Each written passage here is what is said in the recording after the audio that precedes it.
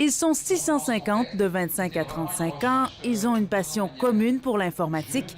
Mais attention, plusieurs sont des pirates. Le terme pirate ou hacker est utilisé dans les deux sens, autant le bon que le méchant. Donc, c'est sûr que dans les médias, on va souvent plus parler des cas criminels.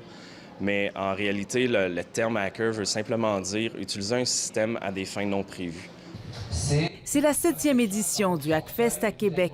Chaque année, l'événement enregistre une hausse du nombre de participants d'environ 30 %. Je viens m'informer sur ce qui se passe dans le domaine de la sécurité. Je pense que c'est un des meilleurs moyens d'apprendre, c'est vraiment venir ici partager les connaissances avec le monde qui travaille là-dedans, par exemple. J'apprends beaucoup de choses avec les conférences. C'est technique, mais en même temps, c'est vraiment le fun. C'est vaste aussi, les sujets qu'il y a eu.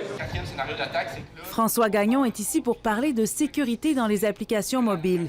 Il rappelle que même si une application est populaire, ça ne veut pas dire qu'elle est sécuritaire. Les mots de passe sont souvent la source de bien des problèmes. C'est clair que la réutilisation des mots de passe, c'est un gros problème parce que dès qu'il y a une application, même si elle n'est pas importante, qu'elle laisse échapper votre mot de passe, puis vous réutilisez votre mot de passe pour une application Facebook ou quelque chose de plus important, bien là, ça compromet toute la chaîne.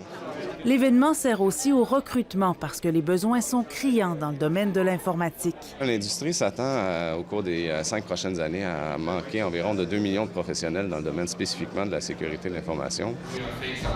Le Hackfest planche maintenant sur une version jeunesse. À la fin du mois de janvier, les adolescents seront conviés à la toute première édition du Hackfest Génération. Ici Marie-Maude Pontbriand, Radio-Canada, Québec.